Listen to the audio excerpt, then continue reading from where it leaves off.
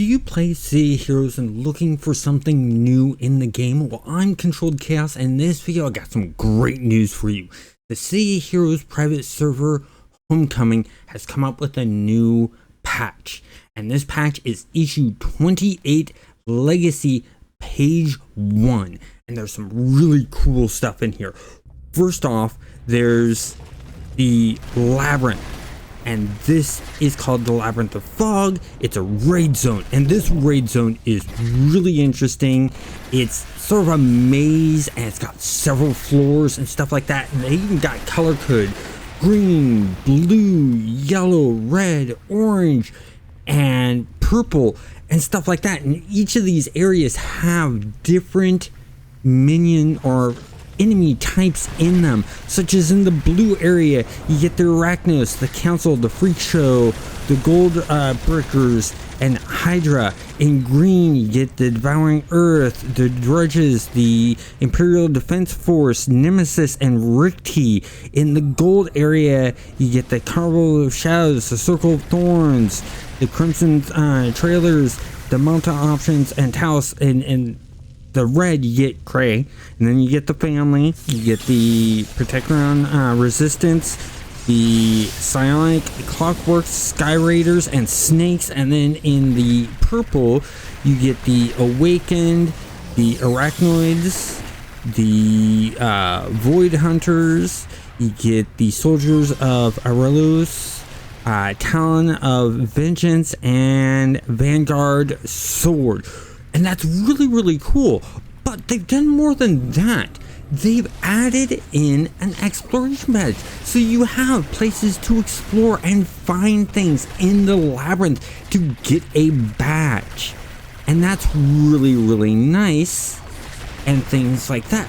But with that being said, they've done a lot to this that just adds some really cool stuff. You run into these guardians, and these guardians will interact with you different ways depending on how many badges you have. And some of these responses could be that they give you hints, tips, or lore about the labyrinth. They can gift you with the Drought of Fog inspiration, or they can just straight out attack you. And that's really cool. I really want to play this raid. I like the thought of this. I like that it's multiple floors. It's a labyrinth. It better be a maze. I'm hoping it's randomly generated would add more to the whole entire labyrinth feel. But I'll have to find out later. Beyond that, they add in a new story arc. And it's called Only Love Can Hurt Like This, from a contact called Aisling Corlett. And she is in Steel Canyon. It is for levels 41 to 49 for this mission. And that's really cool. They've also added in a new power set. Now this power set is for defenders, controllers, corruptors, and masterminds. And this power set is called Marine Affinity. And it's got some cool powers. It feels like they took and mixed some powers together, mainly from the water area because, well, marine. But they got things like Shallow Rush. By sending water into an area, you can direct the marine life to harass your foes. This lowers their defense and movement speed of all enemies in the area, and this works really great. It's a great way to slow down the enemy from coming to you. Then you got Soothing Waves. You send forth a calming wave of water that washes over your friends and foes alike. Allies will be healed by this power, while enemies will have their offensive powers weakened, or as they put it, watered down, which I like. I like that they're playing with puns on this. Instead of saying weakened, they put watered down, and that's cool. That's creativity right there. Then they have Protocyde Bubble. You can create a ring of bubbles that encase your allies, and this replenishes their endurance and reduces the effect of endurance drain. So if you're fighting something that's electrical based like the Clockworks, your allies' energy drain is not going to happen as much. Then we have Whitecap, which summons a ride of wave that you travel on. Basically, it's like you teleport, jump to the enemy and land down and do a lot of damage. Then you have Tide Pool. This is a large pool of water. It affects movement speed, reduces damage, and stealth of enemies within the tide of the pool. So they can't stealth, which is nice. I found that to be very, very helpful in some missions. And then they have Brine, which is you coat your enemies in a brine of deep sea brine, and it affects the maximum hit points of the enemy, the resistance to damage, and can stack up to 3 shifting tides buffs in order to recharge much faster. So the more you're using the debuffs and stuff like this brine thing will recharge quicker, which I like. And then you have shifting tides. Select a target. A field of shifting waters is around them, and the enemy within the shifting waters has a chance to take bonus damage, which is nice. So you can basically target someone and say they're going to take more damage, and provides you and your allies with a stack of Rising Tide buff, increase to hit damage, recharge time, and more stacks of Rising Tide, the higher the odds that the proc bonus happens. Then there's Barrier Reef, creates a barrier reef teeming with life at your target's location. Barrier Reef emits an area that washes over your allies in range, providing them with a defensive cover of water, and will absorb and deflect some of the damage. Then we have the really cool one that I like, and this is the one where I think they did a lot of adjustments too, and it's Power of the Depths. It's basically around you, a bunch of water comes out, and then you see a bunch of tentacles. And so they use water effects with the dark shadow or the dark abilities tentacles and merge them together and make it sort of feel like an octopus is reaching out of the water. And I really like this one because it boosts the max hit points and endurance of all allies in range. This power will also increase the regeneration rate of all nearby allies, while also increases the range of all powers. A portion of these effects will decay over time. Now, on top of this, they've also revamped the warriors.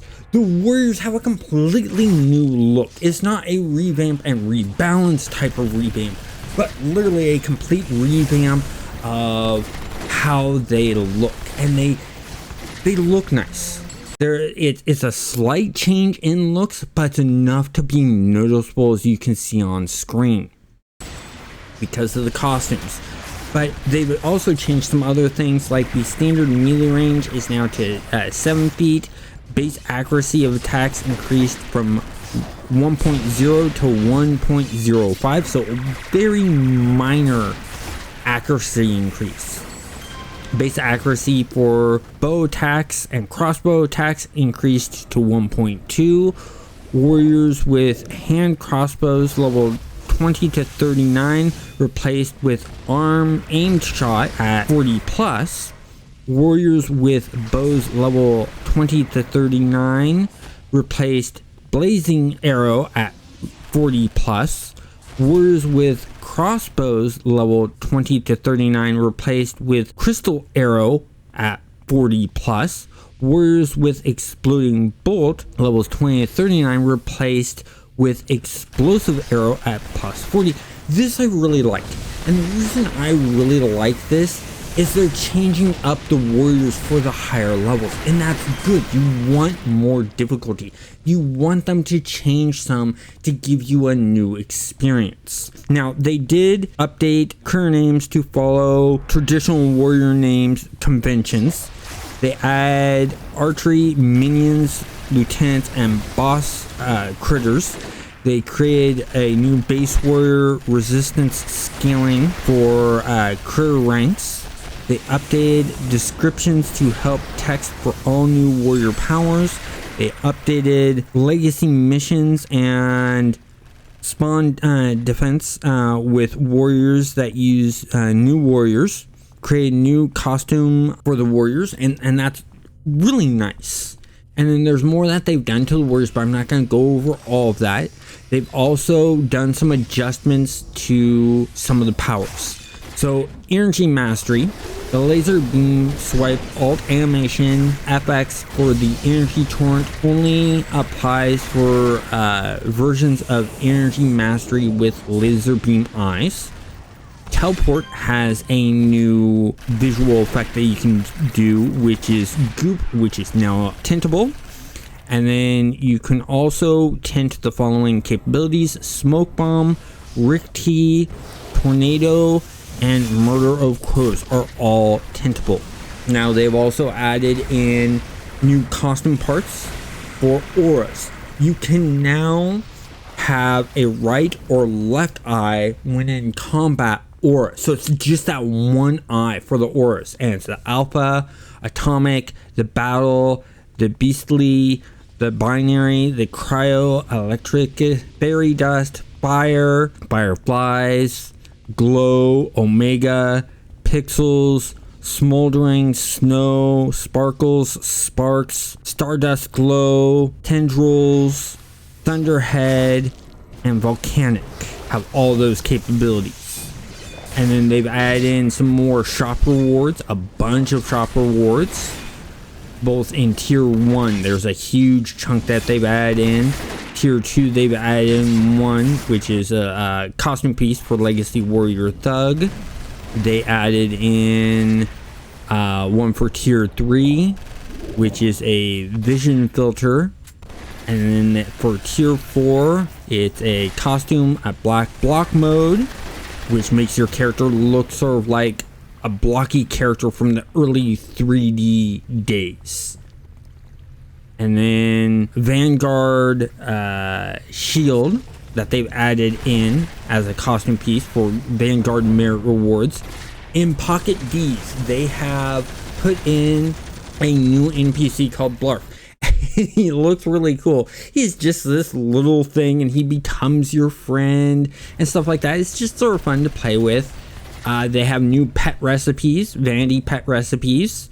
It's a mini Paladin, Black Dwarf, mini Bright Nova, mini Dark Nova, mini White Dwarf that they've added in.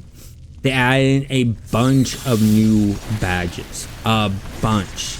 They've also done some zone enhancements, and they've done some change adjustments to contacts and some balancing and adjustments to task force, along with mission maps and enemies. They've done some buffs too. Now, if you want to check out the full patch notes of this, go ahead and check out the description. I have a link to it in there.